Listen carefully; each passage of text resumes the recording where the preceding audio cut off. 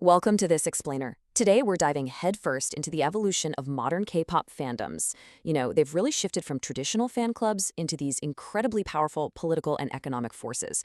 And we're going to examine this shift through the lens of the current multi-front crisis happening right now at HYBE Corporation.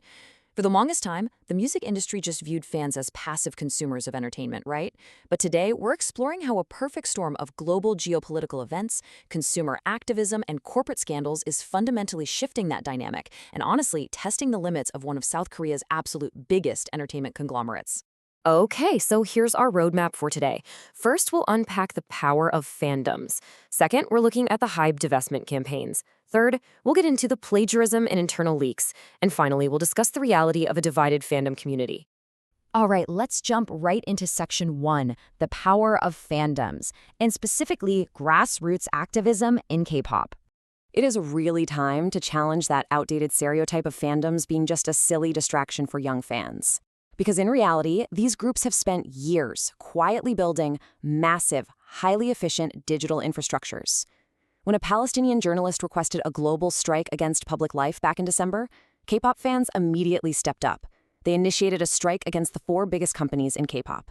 They literally tapped into their existing networks, the ones originally built to stream music and vote for awards, and completely repurposed them to mobilize for human rights, raising awareness and money at a truly astonishing scale. To really put that scale into perspective, just think about this number, $100,000. That is the amount raised since November by just one single fan group at Army for Palestine, specifically for food, water, and medical supplies in Gaza.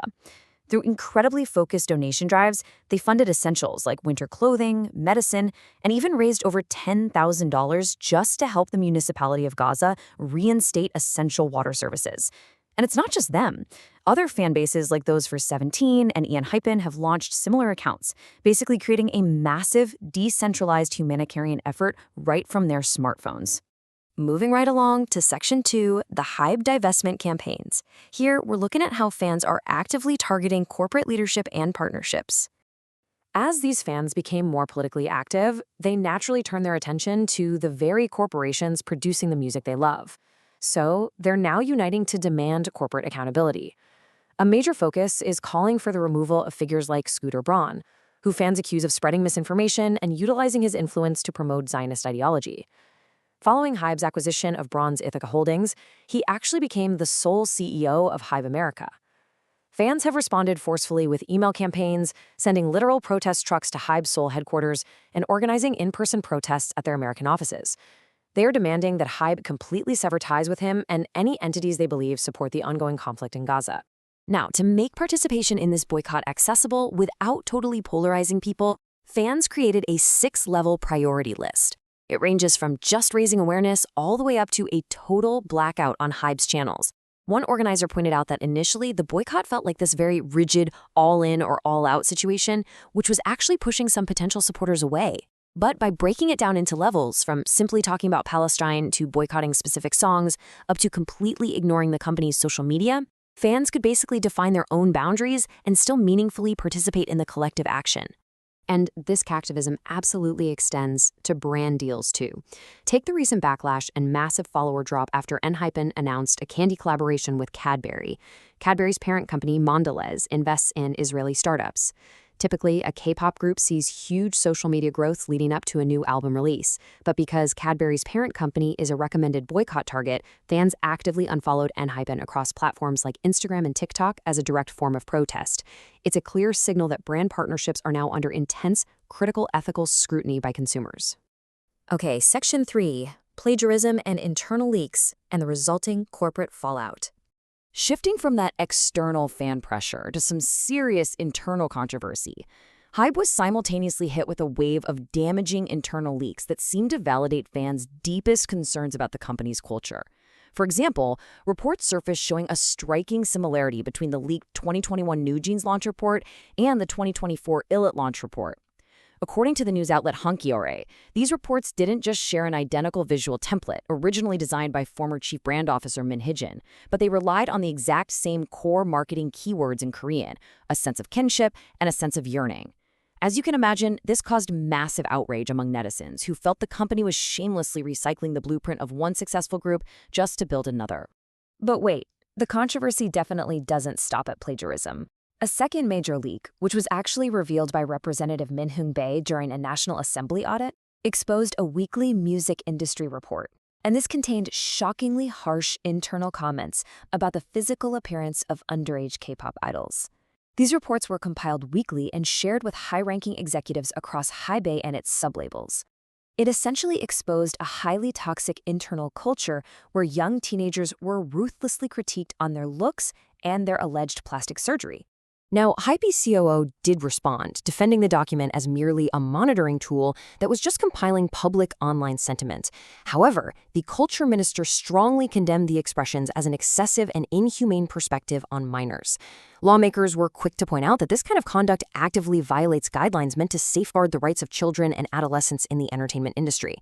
Overall, it paints a really troubling picture of a corporation that seems completely detached from the basic humanity of its own talent. Which brings us to our final section, Section 4, a divided fandom community and the internal struggle taking place right now. So, what happens when this irresistible force of fan activism meets the seemingly immovable object of corporate fandom identity? Well, fractures are bound to happen. Based on an informal survey of over 1,700 fans, the reality of this divide is pretty stark. While a vast majority are actively boycotting, a very notable percentage are prioritizing their support for the artists over the divestment campaign. Even though this survey largely circulated in pro-boycott circles, it highlights a totally crucial point. Fans are not a monolith. Those who aren't boycotting often state they just don't see the direct connection between their favorite idols and the geopolitical conflict, or they feel that withholding their support ultimately just hurts the artists they love so much. This brings us to a massive internal tug-of-war. The boycott deeply challenges core fan identities, especially for those whose primary activity is being a streamer, someone who buys and streams music specifically to get their favorite group on the Billboard or Hanteo charts. To put that in context, in Korea alone, over 70% of fans cite music streaming as their regular fandom activity. So asking a fan to temporarily stop streaming can literally feel like asking them to abandon their community and their identity. It's an incredibly tough tension between their love for the music and their commitment to social justice. And all of this tension has sparked some really intense online gatekeeping.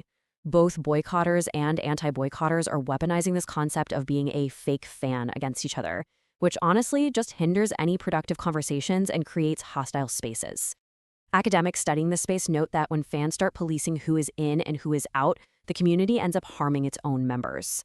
Palestinian fans, for example, have reported logging online hoping to find a safe space, only to be met with hostility from fans who just want to ignore the boycott and focus entirely on the music. So, as we wrap up this explainer, we have to ask, as fan communities rapidly evolve from passive consumers into these highly organized ethical watchdogs, how will global conglomerates like HYBE adapt to survive this new era of accountability? Can a modern entertainment company simply focus on profit and chart numbers anymore? Or will they be forced to truly reckon with the moral demands of the very people funding their empire? It's a completely fascinating question, and honestly, one that is going to define the next decade of the music industry. Thank you so much for joining me today, and I'll see you next time.